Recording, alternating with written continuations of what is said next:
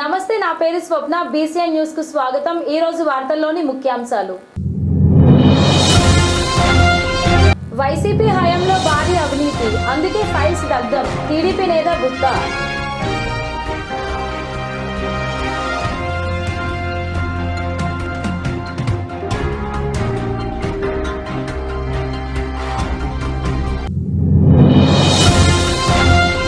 SC ST వర్గీకరణకు వ్యతిరేకంగా భారత్ బంద్. స్వచ్ఛందంగా విద్యా సంస్థలు మూసివేత.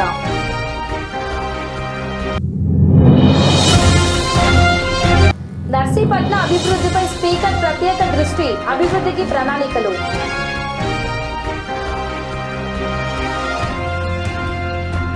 వైసీపీ హయాంలో జరిగిన అవినీతిని కప్పిపుచ్చేందుకే వివిధ శాఖల్లో ఫైళ్లను తగులబెట్టారని తెలుగుదేశం నేత బుద్ధా వెంకన్న మండిపడ్డారు. 5 ఏళ్ల పాలనలో దోచుకోలేదని చెప్పే ధైర్యం వైసీపీ నేతలకు ఉందా అని ప్రశ్నించారు. వైఎస్ హయాంలో చాలా మంది అధికారులు జైలుకు వెళ్లారని, ఇప్పుడు జగన్ కారణంగా జైలుకు వెళ్లేందుకు అధికారులు క్యూ కడుతున్నారని విమర్శించారు. రాష్ట్రం మొత్తాన్ని దోచుకుంది, ఏ శాఖను మిగల్చకుండా దోచుకుంది. జగన్మోహన్ రెడ్డి కానీ జగన్మోహన్ రెడ్డి బ్యాచ్కి కానీ దమ్ముంటే మీడియా ముందుకు వచ్చి మేము పలానా శాఖలో దోచుకోలేదు అని చర్చకు రాగలరా? ఇవాళ భారతదేశంలో ఏ రాష్ట్రంలో లేనట్టు రాష్ట్ర ముఖ్యమంత్రిగా నిన్ను ప్రజలు ఓడించారు. ఓడించినప్పటి నుంచి కూడా ప్రతి శాఖలో ఉన్నటువంటి ఫైళ్ళు తగలబెట్టడం జరుగుతుంది. ఇది చాలా ఘోరం, చాలా అన్యాయం. అదేంటంటే ప్రభుత్వం మీద కదా మీరు పట్టుకోవచ్చుగా అంటారు. దొంగలు ఎలా రావాలి, ఎలా దోచుకోవాలో మీకు తెలుసు, ఎలా తగలబెట్టాలో తెలుసు. 5 ఏళ్ళు అధికారంలో ఉన్నప్పుడు ఆ ఫైళ్ళు ఎక్కడ ఉన్నాయో మీకు తెలుసు. ఇవాళ ఫైళ్ళు తగలబెడుతూ మీరు నంగనాచి కబుర్లు చెప్తారండి. ఒక్క శాఖని కాదు, అన్ని శాఖల్లో కూడా అవినీతి జరిగింది. 2019 సంవత్సరానికి ఫైబర్ నెట్ సంస్థ జీతాలు 7 కోట్లు అయితే వాటిని 48 కోట్లుగా పెంచారు. ఆ శాఖ ఎండీగా ఉన్నటువంటి మధుసూదన్ రెడ్డి అన్నకి, స్వయాన్న అన్నకి సంవత్సరానికి 12 కోట్లు అప్పలాగా అప్పచెప్పాడు. ఎవరప్ప సొమ్మని అలాగ అప్పచెప్పాడు? ఉభయ తెలుగు రాష్ట్రాల్లోని అత్యంత ప్రాచుర్యం కలిగిన విజయవాడలోని ఇంద్రకీలాద్రిపై ఉన్న శ్రీ దుర్గా మల్లేశ్వర స్వామి వారి దేవస్థానంలో 3 రోజుల పాటు పవిత్రోత్సవాలు అత్యంత వైభవంగా జరిగాయి. ఈ నెల 18వ తేదీ ఆదివారం నుండి ప్రారంభమైన ఈ ఉత్సవాల్లో భాగంగా 3వ రోజు పూర్ణాహుతితో ఉత్సవాలు ముగిశాయి. కవిత్వ ఉత్సవాల్లో భాగంగా 3 రోజుల పాటు ఇంద్రకీలాద్రిపై ప్రత్యేక హోమాలు, పూజలు సాంప్రదాయబద్ధంగా శాస్త్రోక్తంగా నిర్వహించారు.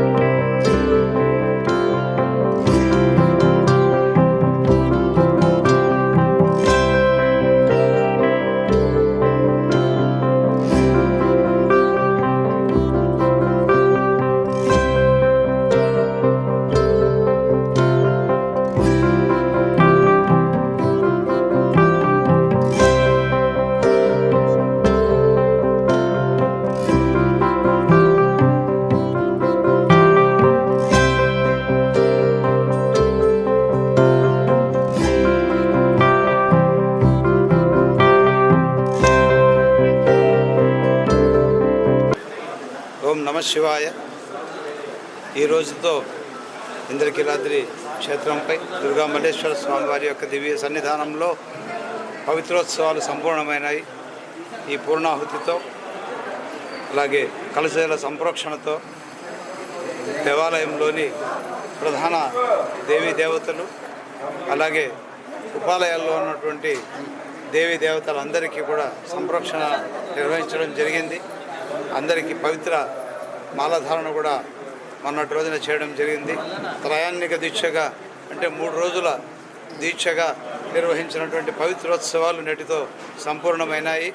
మరి ఈ పవిత్రోత్సవాల సందర్భంగా మాకు సహకరించిన 50 మంది వైదిక సిబ్బందికి, పురోహితులకు, అలాగే అర్చకులకు, పరిచారకులకు, మరి ముఖ్యంగా ఈ కార్యక్రమాన్ని మా వెంట ఉండి నడిపిస్తున్నటువంటి దేవాదాయ శాఖ అధికారులకు, దేవాదాయ శాఖ అమాత్యులకు, స్థానిక ఎమ్మెల్యే ఎంపీలకు కూడా మేము కృతజ్ఞతలు తెలియజేస్తూ ఈ ప్రసాదాన్ని అందరికీ అందజేస్తామని తెలియజేస్తున్నాము.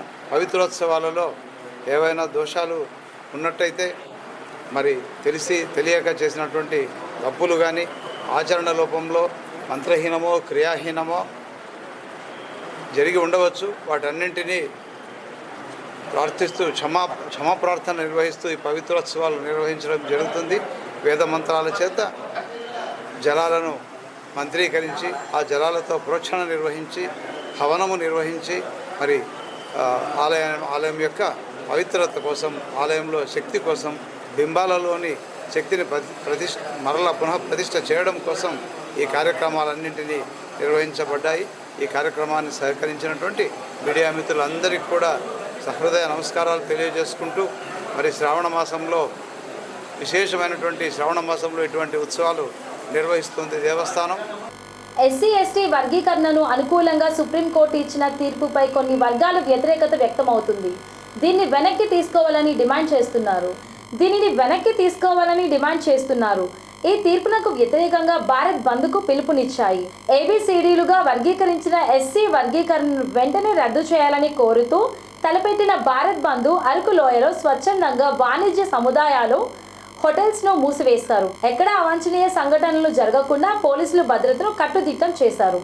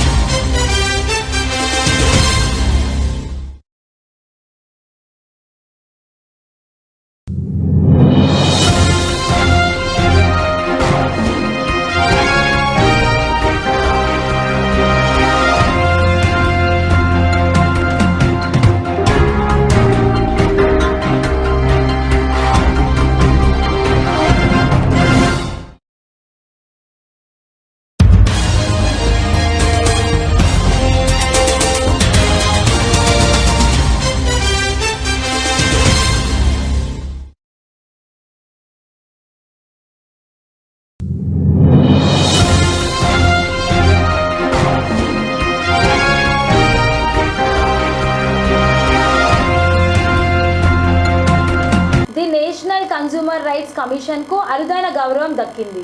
ఆంధ్రప్రదేశ్ ప్రభుత్వం గుర్తింపుతో ది నేషనల్ కన్స్యూమర్ రైట్స్ కమిషన్కు సివిల్ సప్లయర్స్ కన్స్యూమర్ ప్రొటెక్షన్ కౌన్సిల్లో స్థానం దక్కించుకుంది. ఈ మేరకు విశాఖ జిల్లాకు సంబంధించిన తనకు సివిల్ సప్లయర్స్ కన్స్యూమర్ ప్రొటెక్షన్ కౌన్సిల్లో ఒక మెంబర్గా తీసుకొని సంస్థకు గౌరవ స్థానాన్ని కల్పించిందని కమిషన్ వ్యవస్థాపకులు రమేష్ తెలిపారు. సివిల్ సప్లయర్స్ కన్స్యూమర్ ప్రొటెక్షన్ కౌన్సిల్లో 22 మంది సభ్యులు ఉండగా వారిలో తనకు స్థానం కల్పించడం మరింత బాధ్యతను పెంచిందని అన్నారు. పౌర హక్కుల పరిరక్షణకు కృషి చేస్తానని తెలిపారు. మన ద నేషనల్ కన్జ్యూమర్ రైట్స్ కమిషన్ని civil supplies Visakhapatnam district consumer affairs consumer protection act పరిరక్షణ మండలిలో the national consumer rights commission కూడా ఎన్నుకోవడం చాలా గర్వకారణంగా ఉంది. మనం చేసిన సేవలు, మనం చేసే వినియోగదారులకు ఇచ్చే అవేర్నెస్ ప్రోగ్రామ్స్ ఈ అన్నిటినీ గవర్నమెంట్ కన్సిడర్ చేస్తూ మనల్ని కూడా ఈ పాలక మండలిలో ఒక సభ్యులుగా తీసుకున్నందుకు నేను మన ఆంధ్రప్రదేశ్ గవర్నమెంట్కి, అదేవిధంగా మన యొక్క కలెక్టర్ గారికి నా యొక్క కృతజ్ఞతలు తెలియపరుచుకుంటూ ధన్యవాదాలు తెలియజేసుకుంటున్నాను. అంతేకాకుండా ఇందులో ఉండే ప్రతి డిస్ట్రిక్ట్ హెడ్ గవర్నమెంట్ ఆఫీషియల్స్ అందరికీ కూడా నా యొక్క ధన్యవాదాలు తెలియపరుచుకుంటున్నాను. ఇంతవరకు the national consumer rights commission ద్వారా ఎన్నో కార్యక్రమాలు చేశాం, ఎంతోమందికి అవేర్నెస్ ఇచ్చాం, ఎన్నో విధాలుగా సర్వీస్ కూడా చేయడం జరిగింది. ఇలాంటి సర్వీసులు ఇంకా ఎక్కువగా చేయాలని ఈరోజు మనకి గవర్నమెంట్ అప్పచెప్పిన బాధ్యతని జాగ్రత్తగా నేను పరిరక్షిస్తూ ఇంకా ఎక్కువ మందికి మా సంస్థ ద్వారా, మా సంస్థ యొక్క సభ్యుల ద్వారా నేను ఎక్కువ మందికి అవేర్నెస్ ప్రోగ్రామ్స్ కండక్ట్ చేస్తామని సభముఖంగా తెలియపరుచుకుంటున్నాను. నా యొక్క కృషికి తోడ్పడిన the national consumer rights commission leaders and members అందరికీ కూడా నా తరపున ధన్యవాదాలు తెలియపరుచుకుంటున్నాను. ఇంకా ఇదే విధంగా మనం రోజు చేసే కార్యక్రమాలే కాకుండా స్కూల్స్ నుంచి, కాలేజెస్ నుంచి, లేకపోతే ఎక్కడెక్కడైనా సరే వృద్ధాశ్రమాలు ఉంటే అక్కడికి వెళ్ళి కూడా వాళ్ళకి కూడా అవేర్నెస్ ఇవ్వాలి. ఎందుకంటే సీనియర్ సిటిజన్స్కి అయ్యే ఎక్కువగా ప్రాబ్లమ్స్ మనకు తెలుస్తున్నాయి, ఎందుకంటే మాకు వస్తున్నాయి కేసులు. ఆ కేసులను కూడా మేము ఇప్పుడు కోర్టులకి సబ్మిట్ చేస్తున్నాం.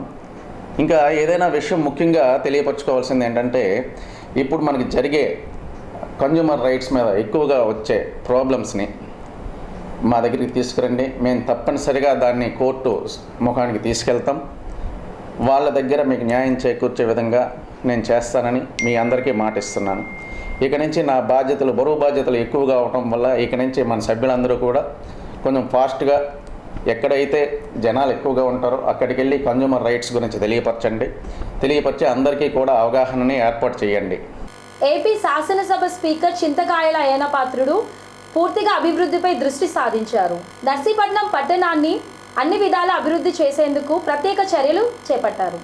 నర్సీపట్నం మున్సిపాలిటీ వార్డులోని 4 కోట్ల రూపాయలతో సీసీ రోడ్లు వేయనున్నట్లు స్పీకర్ అయ్యన్నపాత్రుడు తెలిపారు. నర్సీపట్నం ప్రాంతంలో శ్మశాన వాటికల అభివృద్ధి పనులను పరిశీలించారు. ఎక్కడ లైటింగ్ ఎక్కడా లేదు. మొన్న ఎలక్ట్రికల్లో పిలిపించి సర్వే చేస్తే 140 స్తంభాలు కావాలంటున్నారు. ఒక్కో స్తంభానికి 25,000 కట్టమంటున్నారు. ఆ డబ్బు కట్టడానికి మున్సిపాలిటీ డబ్బు లేదట. ఇటువంటి అధ్వాన పరిస్థితి ఉంది. దీని మీద బుర్రపెట్టి మున్సిపాలిటీని పూర్వవైపుని తీసుకురావాలని చెప్పి ఆలోచన చేస్తున్నాను.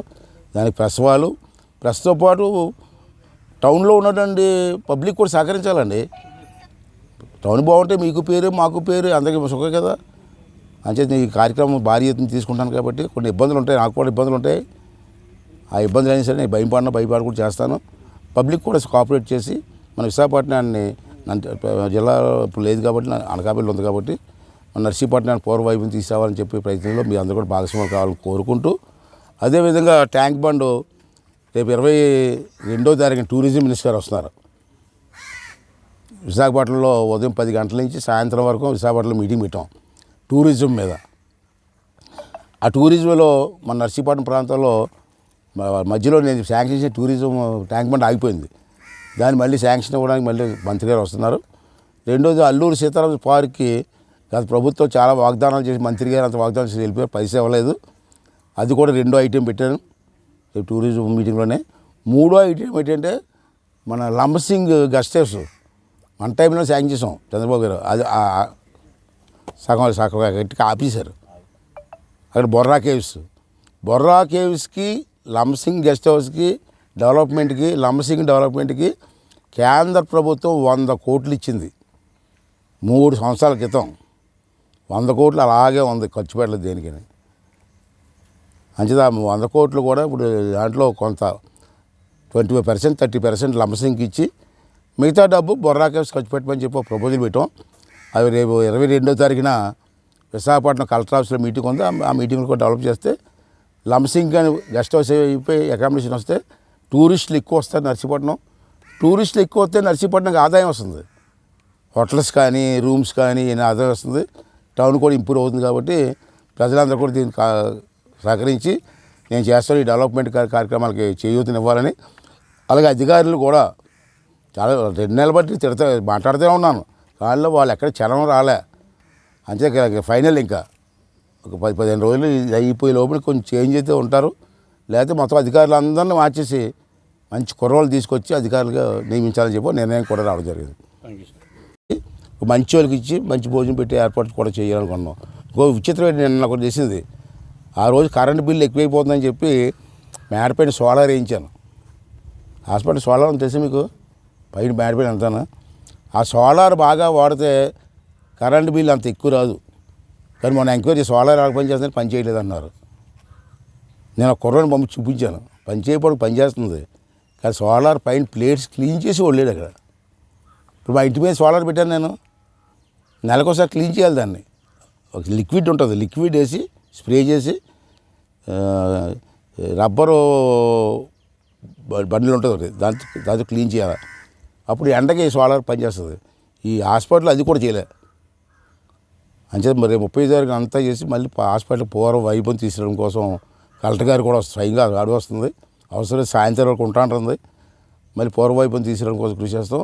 అలాగే హాస్పిటల్లో ఇంకేమైనా మంచిగా నేను చెప్పినవి కాకుండా ఏమైనా చేయాలనుకుంటే మీ ప్రెస్ వాళ్ళకి కూడా ఐడియాస్ ఉంటే ఆ రోజు అక్కడ ఉంటారు కాబట్టి కొన్ని ఐడియాస్ ఇస్తే అది కూడా మనం ఇంప్లిమెంట్ చేసుకుంటూ వెళ్దాం.